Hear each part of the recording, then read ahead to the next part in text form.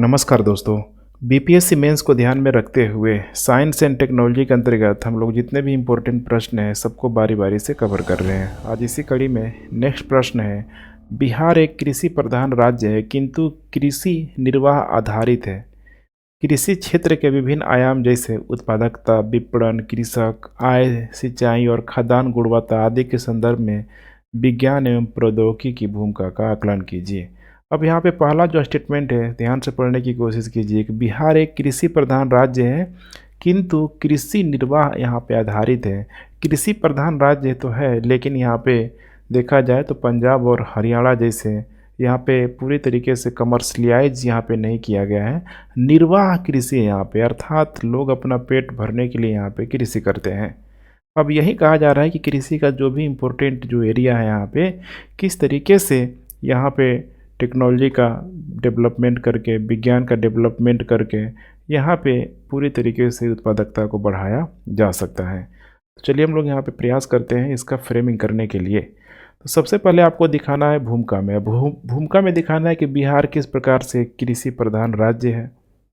उसके बाद से बिहार एक कृषि प्रधान के रूप में कैसे है, यहाँ पे जो भी इम्पोर्टेंट यहाँ पे कारण होगा, जो भी सारे फैक्टर होगा सबको आपको दिखाने का प्रयास करना है।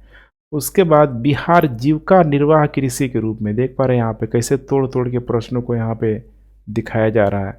तो पहला इस सेगमेंट में हमने दिखा दिया कृषि प्रधान, दूसरा बिहार जीविका निर्वाह कृषि के रूप में।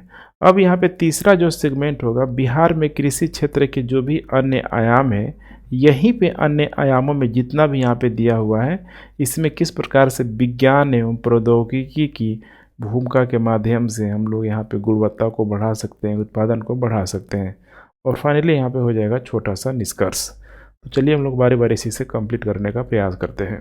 तो सबसे पहले आपको परिचय में बताने की कोशिश करना है, चूँकि बिहार में कृषि को लेके यहाँ पे बात की जा रही है, कृषि को लेके बात की जा रही है, तो बताने की यहाँ पे कोशिश करना है आपको कि बिहार के लगभग 70% जो जनसंख्या है, 70% जो जनसंख्या है प्रत्यक्ष और अप्रत्यक्ष रूप से कृषि कार्य करने में यहाँ पे लगी हुई है। ठीक है। और वर्ष 2030 तक, जैसे कि एसडीजी की हम लोग बात करें 2030 तक, सस्टेनेबल डेवलपमेंट हम लोग गोयल की बात करें तो सतत विकास लक्ष्य हासिल करने के लिए कृषि और सहवर्ती क्षेत्रों का, कृषि के साथ साथ सहवर्ती क्षेत्रों का विकास होना बहुत ज़रूरी है। और इसमें बिहार कृषि को लेके अच्छा कार्य यहाँ पे कर ही रहा है। तो कुल मिला के देखा अभी हम लोगों ने कि लगभग बिहार में आधा से अधिक जो जनसंख्या है, आधा से अधिक जो जनसंख्या है सब यहाँ पे क्या कर रही है, कृषि ही कर रही है। और अब राज्य सरकार कृषि की उत्पादकता और किसानों की आमदनी बढ़ाने के लिए लगभग माना जा रहा है कि बहुत प्रयास कर रही है। प्रयास राज्य सरकार का 2008 से ही यहाँ पे चल रहा है। कई सारी यहाँ पे योजनाओं का क्रियान्वयन भी यहाँ पे राज्य सरकारों के द्वारा किया गया है। ठीक है। वहीं साथ में अगर हम लोग देखें तो बिहार देखिए कृषि अर्थव्यवस्था के साथ साथ देखा जाए तो यहाँ पे रोजगार सृजन के रूप में भी कृषि का बहुत बड़ा कंट्रीब्यूशन होता है।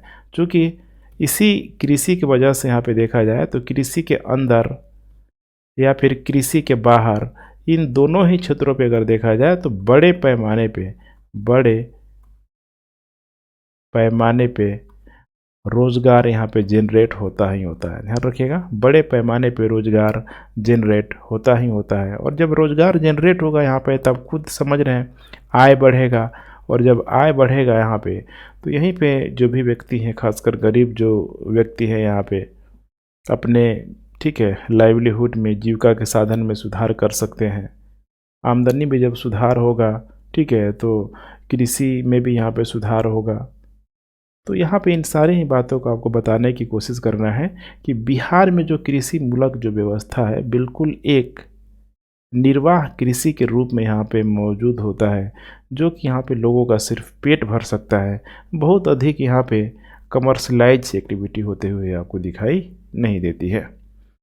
अब यहाँ पे हम लोग नेक्स्ट बात करते हैं कि बिहार एक कृषि प्रधान के रूप में किस तरीके से यहाँ पे मौजूद है। इसका मतलब कि कंट्रीब्यूशन बिहार के स्टेट जीडीपी में बहुत बड़ी मात्रा में मौजूद है। देख पा रहे बिहार में जो अनाजों की जो मात्रा है काफ़ी बड़े मात्रा में यहाँ पे होती है। जैसे अगर हम लोग देखा जाए वर्ष 2020 और 21 का, 2020 और 21 का सकल शस्य क्षेत्र में अगर देखा जाए, सकल शस्य क्षेत्र वैसा क्षेत्र होता है जहाँ पे फसल उगाई जाती है। तो शस्य क्षेत्र यहाँ पे था लगभग 72.65 लाख हेक्टेयर था। और यहाँ पे जो फसल जो सघनता थी, फसल सघनता लगभग 144% के यहाँ पे आसपास थी। और इसी समय जो प्रोडक्शन यहाँ पे कृषि में जो उत्पादन हुआ, खाद्यान्न जो उत्पादन हुआ 184.9 लाख टन, 9 लाख, ठीक है, टन यहाँ पे किया गया। तो बहुत ही बड़ा अमाउंट यहाँ पे, ध्यान रखिएगा। अब ये ऐसे ही नहीं हुआ बिहार में देखा जाए तो इसी समय 2020 और 21 में यहाँ पे सिंचाई पर बहुत बड़ा यहाँ पे व्यय किया गया। लगभग राज्य सरकार के द्वारा 2670 पॉइंट, ठीक है, 49, देख पा रहे 2670.49 करोड़ यहाँ पे, ठीक है, पूरा कह सकते हैं एक तरीके से इन्वेस्टमेंट ही था लगभग, ठीक है, इतना बड़ा अमाउंट। और इसमें जैसे कि कुछ इम्पोर्टेंट अगर स्कीम की बात करें तो हर खेत को पानी जो कि 7 निश्चय योजना के तहत यहाँ पे चलाया गया था, ठीक है। तो इसे भी आपको ध्यान में रखना है। इसके अलावा कुछ और भी कारण है यहाँ पे, नेक्स्ट चीज़ों को आप लोग देखने का प्रयास कीजिए, ठीक है। जैसे कि यहाँ पे देखा जाए तो प्रारंभिक क्षेत्र में विगत 5 वर्षों में देखा जाए तो लगभग 2016 से 17 से लेके लगभग 2020-21 तक यहाँ पे कृषि में अच्छा खासा विस्तार देखने के लिए मिला। 2.3% के आसपास की यहाँ पे वृद्धि दर्ज की गई। तो कुल मिलाकर अगर देखा जाए तो 5 वर्षों से अगर देखा जाए तो राज्य के सकल राजकीय मूल्यवर्धन में कृषि एवं सहवर्ती क्षेत्रों का जो योगदान है अभी के समय में यहाँ पे लगभग 20% के आसपास यहाँ पे बना हुआ है। और कृषि संबंधी सकल राज्य घरेलू उत्पाद में फसल क्षेत्र का 2020-21 में सर्वाधिक जो उत्पाद था लगभग देखा जाए तो 48.7% के आसपास था। तो काफ़ी एक बड़ा मात्रा आपको दिखाई दे रहा है। अब जो भी ये डेटा है आपको, ठीक है, कंसीडर करके चलना है, अच्छे से आपको एग्ज़ाम में लिखने की कोशिश करना है। अब यहाँ पे हम लोग नेक्स्ट बात कर रहे हैं यहाँ पे बिहार जीविका निर्वाह कृषि के रूप में, अर्थात बिहार के जो लोग हैं यहाँ पे जीविका निर्वाह के रूप में, मैंने समझ रहे हैं ना, जीवित रहने के लिए लोग यहाँ पे कृषि कर रहे हैं। इसका कारण क्या है? तो इसका कारण देख पा रहे हैं यहाँ पे, नंबर 1 यहाँ पे हो जाएगा खेती के छोटी जमीन, खेती के छोटे छोटे ज़मीन। और खेती के जब यहाँ पे छोटे ज़मीन होंगे तो यहाँ पे बिल्कुल ही जो पारंपरिक जो कृषि है, पारंपरिक या जिसे आदिम कृषि भी कहा जाता है, यही यहाँ पे हो सकता है। यहाँ पे श्रम या समुदाय के माध्यम से कृषि किया जा सकता है। बहुत बड़े मात्रा में यहाँ पे ध्यान रखिएगा, मशीनीकृत खेती यहाँ पे पॉसिबल नहीं हो पाएगा, मशीनीकृत खेती पॉसिबल यहाँ पे नहीं हो पाएगा। और तो और इन सारे ही क्षेत्रों में अगर देखा जाए तो यहाँ पे पूरी तरीके से मॉनसून पे आधारित खेती होती है, मॉनसून पे आधारित खेती यहाँ पे होती है। तो इसीलिए यहाँ पे मॉनसून को ध्यान में रखते हुए मॉनसून के अकॉर्डिंग ही फसलों का भी यहाँ पे चुनाव किया जाता है, इसके अलावा देखा जाए तो बिहार में जो कृषि है, अभी जैसे हमने चर्चा किया कि मूलतः मॉनसून पर आधारित यहाँ पे होता है, मॉनसून पर आधारित होता है, जिसके वजह से बड़े बड़े जो कृषि फर्म उपलब्ध आज तक यहाँ पे नहीं हो पाए हैं। और यहाँ पे कृषि का वाणिज्यीकरण नहीं हो पाया है, कृषि का वाणिज्यीकरण, कमर्शियलाइजेशन यहाँ पे, ठीक है, वाणिज्यीकरण यहाँ पे अभी तक नहीं हो पाया है। और यहाँ पे, ठीक है, व्यापार आधारित न कृषि हो के बिल्कुल देखेंगे तो जीविका के आधारित यहाँ पे कृषि होती है। इसके अलावा नेक्स्ट देखा जाए तो फसल गहनता का अभाव, इसका मतलब क्या है यहाँ पे कि मशीनीकृत जो कृषि का बहुतायत मात्रा में उपयोग यहाँ पे नहीं होता है, बहुत ही कम मात्रा में उपलब्ध यहाँ पे होता है। और कृषि क्षेत्र में बड़ी मात्रा में आपको कृषि क्षेत्र में बड़ी मात्रा में प्रच्छन्न बेरोजगारी देखने के लिए मिलेगी। प्रच्छन्न बेरोजगारी का मतलब होता है कि यहाँ पे कुछ लोगों की जो उत्पादकता होती है बिल्कुल शून्य होती है, अर्थात कि कृषि में इनके कार्य करने से नहीं करने से कृषि में बहुत बड़ा कोई इफेक्ट आपको देखने के लिए नहीं मिलेगा। सपोज करिए इतना भूमि का टुकड़ा है, अगर एक परिवार के 5 लोग यहाँ पे काम कर रहे हैं तो प्रोडक्शन उतना ही हो रहा है। अगर इसमें 7 लोग काम करें तो इसमें प्रोडक्शन उतना ही होगा। 2 लोगों का जो प्रच्छन्न जो भूमिका यहाँ पे मौजूद है, जिनकी उत्पादकता बिल्कुल क्या है, शून्य है। ठीक है। इसके अलावा यहाँ पे नेक्स्ट कारण यहाँ पे हो जाता है भूमि सुधार। देखिए अभी भी बिहार में भूमि सुधार यहाँ पे नहीं हुआ है, चकबंदी सुधार भी यहाँ पे नहीं हुआ है। चकबंदी सुधार का मतलब जैसे कि एक ही व्यक्ति का जो भूमि है यहाँ वहाँ अगर बिखरा हुआ है तो उसको उसी भूमि के आधार पर एक जगह अगर भूमि दे दिया जाए तो जाके उसका भूमि बड़ा हो जाएगा, भूमि का टुकड़ा बड़ा हो जाएगा। वहाँ पे वो वाणिज्यिक कृषि या फिर मशीनीकृत कृषि का प्रयोग बड़ी मात्रा में यहाँ पे कर सकता है। लेकिन ये चीज़ आज भी आपको देखने के लिए नहीं मिलेगा। भूमि सुधार चकबंदी को लेके जिस तरीके से पंजाब और हरियाणा राज्यों में यहाँ पे हुआ, तो ये भी एक बहुत बड़ी समस्या का कारण है, जिसकी वजह से आज तक बिहार में जो कृषि जो है बहुत अधिक लाभप्रद, समझ रहे हैं ना, मतलब लाभ देने वाला यहाँ पे कह सकते हैं कि क्षेत्र नहीं रहा है। सिर्फ और सिर्फ यहाँ पे लोगों का जीविका के साधन के रूप में भी, ठीक है, मैं रोल प्ले किया हुआ है। नेक्स्ट बात करते हैं यहाँ पे बिहार में कृषि क्षेत्र के अन्य आयाम कौन कौन से हैं। अब जो भी यहाँ पे प्रमुख जो आयाम है, लगभग 6 आयाम को शामिल किए हैं। थोड़ा इसे बारी बारी से हम लोग देखने का प्रयास करते हैं। नंबर 1 है यहाँ पे उत्पादकता को लेके। तो बिहार में देखा जाए तो जो कृषि की जो उत्पादकता है, कृषि की जो उत्पादकता है ये बेहद ही कम देखने के लिए मिलेगी। उत्पादकता बेहद ही कम देखने के लिए मिलेगी कंपेरिजन टू, ठीक है, जैसे हम लोग उत्तर प्रदेश की बात कर ले, दक्षिण भारत का राज्यों से कंपेरिजन कर ले, तो यहाँ पे प्रति हेक्टेयर जो उपज होती है बिहार में कम है। यहाँ पे ध्यान रखिएगा, बिहार में कम है। ठीक है। उसी तरीके से यहाँ पे नेक्स्ट यहाँ पे हो जाएगा, ठीक है, इसी में कुछ और भी डेटा को हम लोग शामिल करके चल रहा है।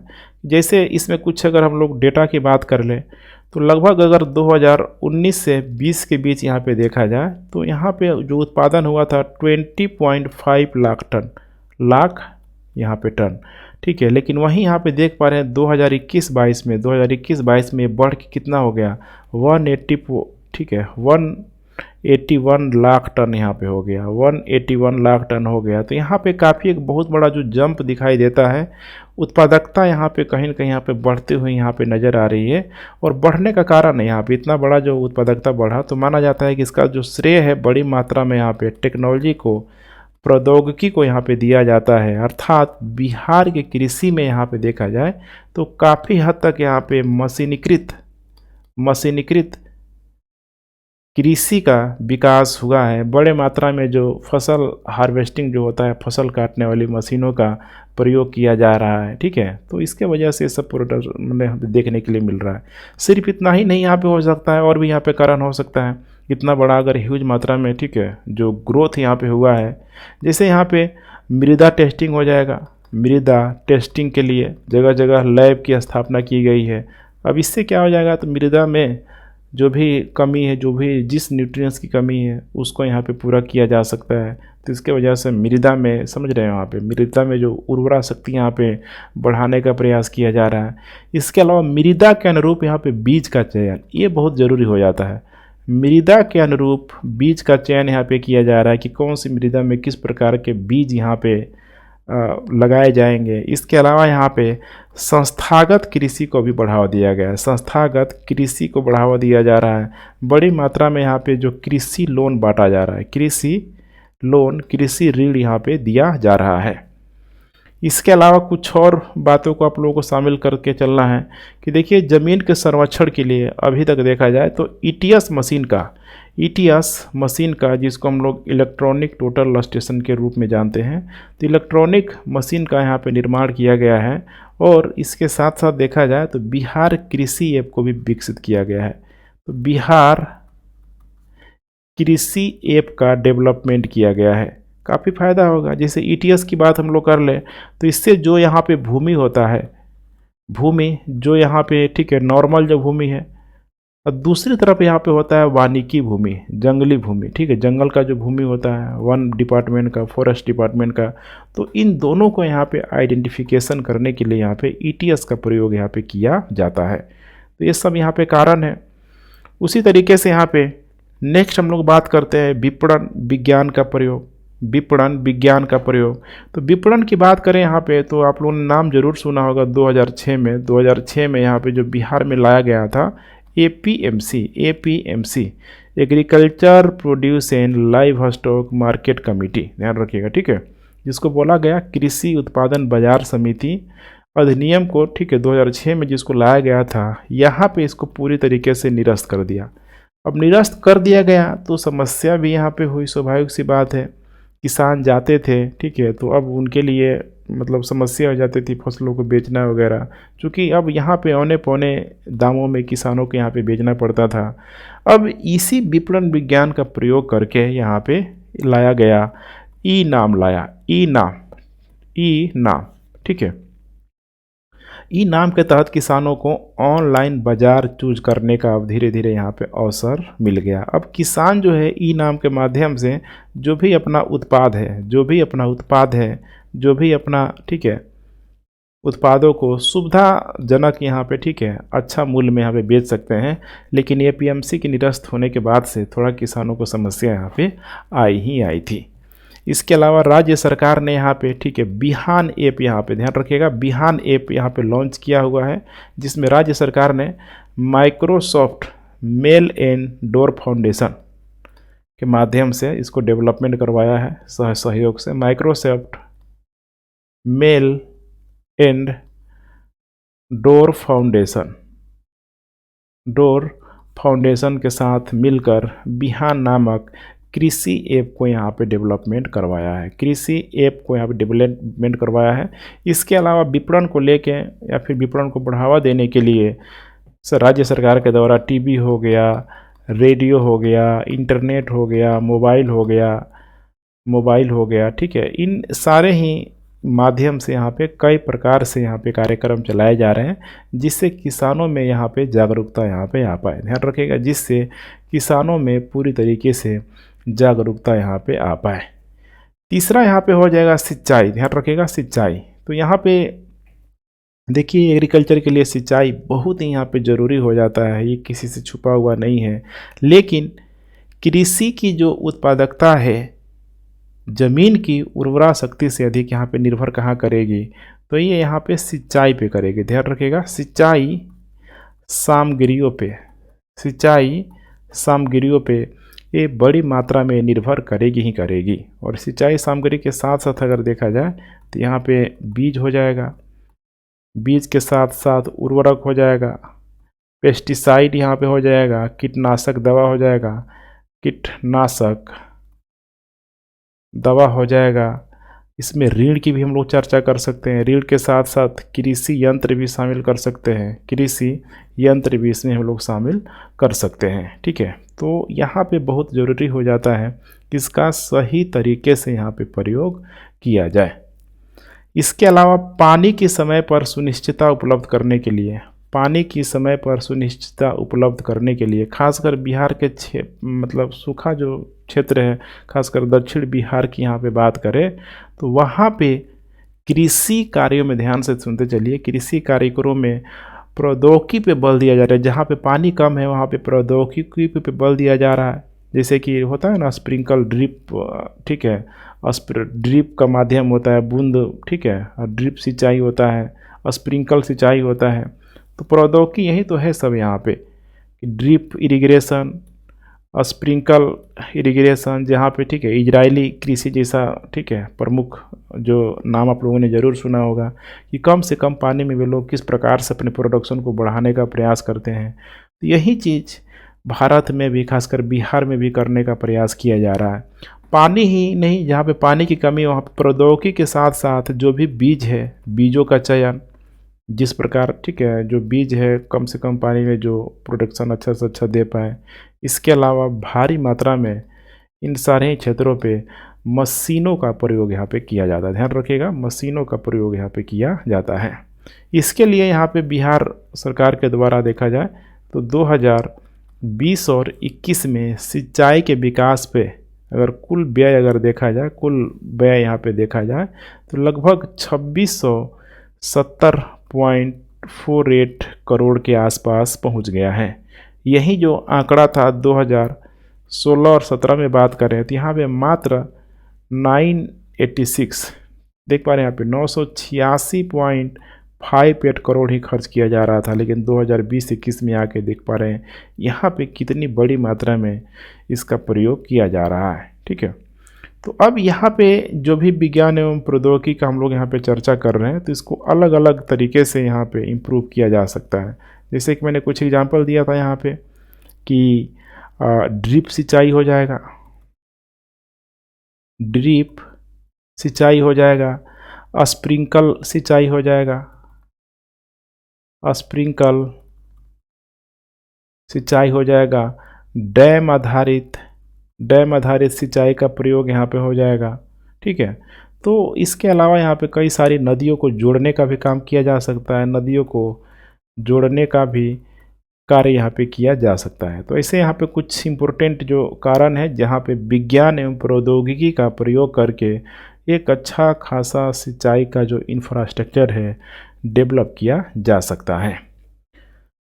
उसके बाद यहाँ पे नेक्स्ट हम लोग बात करते हैं कृषि आय की। कृषि आय की तो भारत सरकार का देखिए लक्ष्य था कि नहीं था कि 2022 तक आते आते किसानों की आय में यहाँ पे ठीक है दुगुना करना है, लेकिन अभी तक ऐसा नहीं हो पाया। इसमें बहुत बड़े स्तर पे कार्य करने की यहाँ पे ज़रूरत है। तो यहाँ पे आपको बताने की कोशिश करना है कि जैसे 2022 तक जो लक्ष्य रखा गया था किसानों की आय को 2 गुना करने की अभी तक जो हो नहीं पाया है। अब हो नहीं पाया तो इसका मतलब ऐसा नहीं कि इसको छोड़ दिया जाए, वैसे ही पूरा करना ही पड़ेगा इसको, आज नहीं तो कल यहाँ पे करना ही पड़ेगा। और यहाँ पे पूरा यहाँ पे किया जा सकता है जब यहाँ पे कृषि में विज्ञान और प्रौद्योगिकी का बहुतायत मात्रा में यहाँ पे प्रयोग किया जाए। जैसे कि यहाँ पे ट्रैक्टर हो गया, हार्वेस्टिंग मशीन हो गया, फसल काटने वाली जो मशीन होती है हार्वेस्टिंग मशीन हो जाएगा। इसके अलावा गोदाम का बड़े मात्रा में यहाँ पे ठीक है निर्माण करके ऐसे कुछ कारण को यहाँ पे अपनाया जा सकता है। उसी तरीके से यहाँ पे कृषि आय को बढ़ाने के लिए ई नाम को जितना अधिक से अधिक यहाँ पे ठीक है बेहतरीन किया जाए तभी किसानों को एक शानदार यहाँ पे बाज़ार उपलब्ध हो पाएगा, किसानों को उचित मूल्य पे अपनी वस्तुओं को बेचने का यहाँ पे मौका मिलेगा। तो यहाँ पे इन सारी चीज़ों को समझने का प्रयास करना है और यही माना जा रहा है कि बिहार में देखिए धीरे धीरे ही सही यहाँ पे कृषि का वाणिज्यिक विकास धीरे धीरे हो रहा है, वाणिज्यिक विकास धीरे धीरे हो रहा है, फसलों को उत्पादन भी बढ़ा है और अधिशेष भी सुनिश्चित हो रहा है, जिसके वजह से किसान अन्य कार्यों की तरफ भी प्रोत्साहित हो रहे हैं या फिर उसी में निवेश करके प्रोडक्शन को और बढ़ाने की कोशिश कर रहे हैं। उसके बाद हम लोग बात करते हैं बीज का। देखिए बीज का बहुत बड़ा रोल होता है। ठीक है, हरित क्रांति अगर सफल हुआ तो उसके पीछे सबसे बड़ा कारण था जो भी ठीक है संकर प्रजाति के जो भी यहाँ पे बीज लाया गया अनुवांशिक जेनेटिकली मॉडिफाइड करके, वैसे बीजों का यहाँ पे प्रयोग करना बेहद ही यहाँ पे ज़रूरी हो जाता है। तो बीज का जो प्रयोग होगा फिर यहाँ पे अप्लाई करना होगा विज्ञान एवं प्रौद्योगिकी का प्रयोग करके, विज्ञान और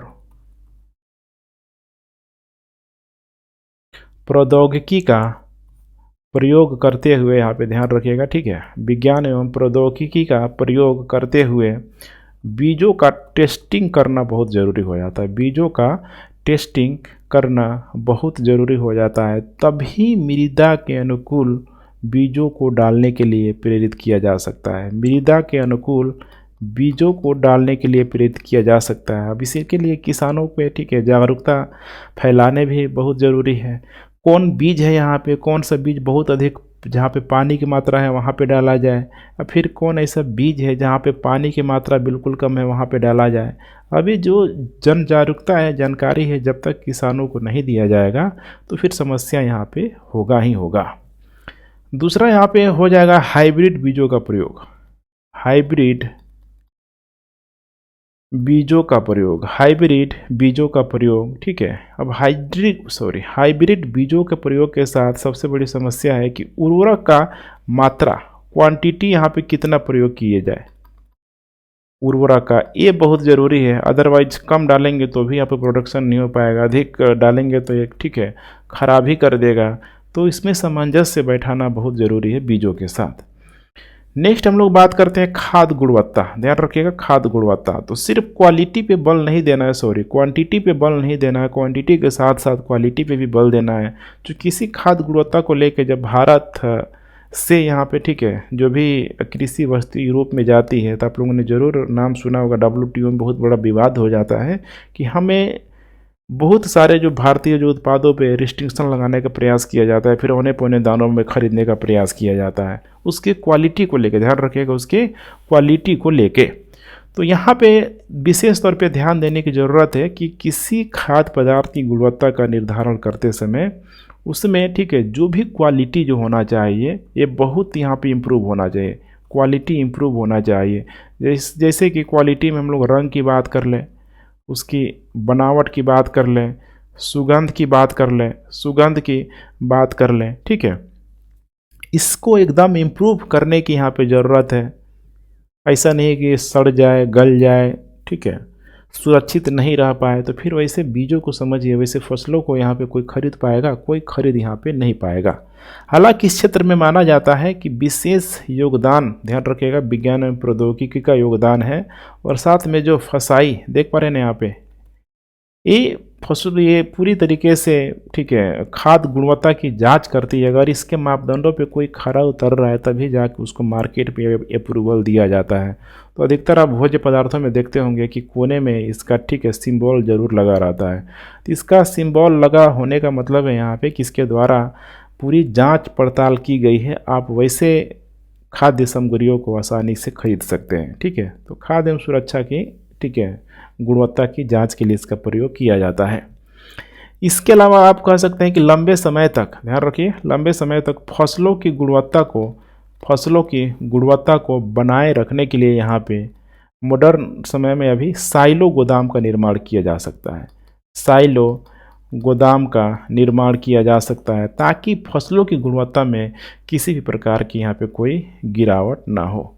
इसके अलावा यहाँ पे ये भी हो सकता है कि जो भी यहाँ पे ठीक है खाद्य पदार्थ हैं उसमें पूरा एक होता है ना, एक मेन्यू यहाँ पे दे दिया जाए, शामिल कर दिया जाए, उसकी मात्रा को यहाँ पे शामिल कर दिया जाए। जैसे जो भी अलग अलग यहाँ पे मानक होते हैं, जैसे कि फैट कितना है, फैट के साथ साथ यहाँ पे प्रोटीन कितना है, आमतौर पे शामिल किया ही जाता है।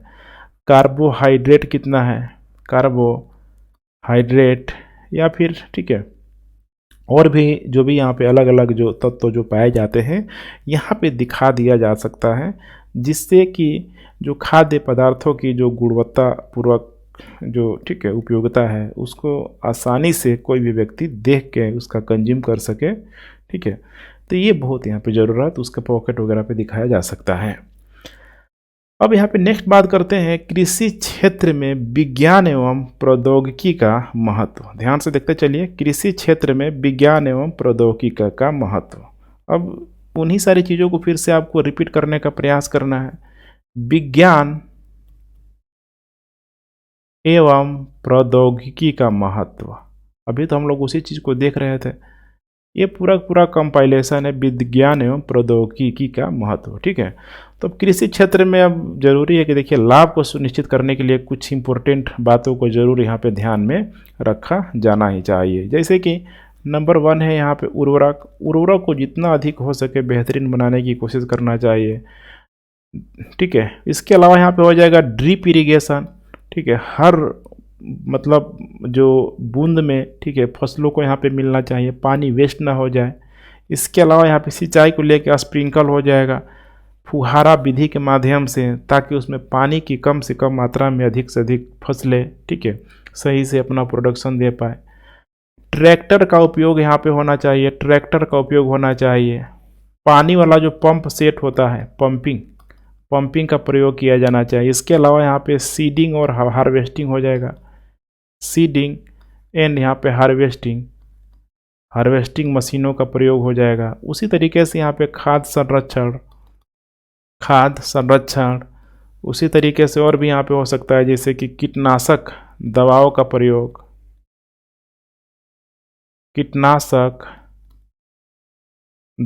प्रयोग।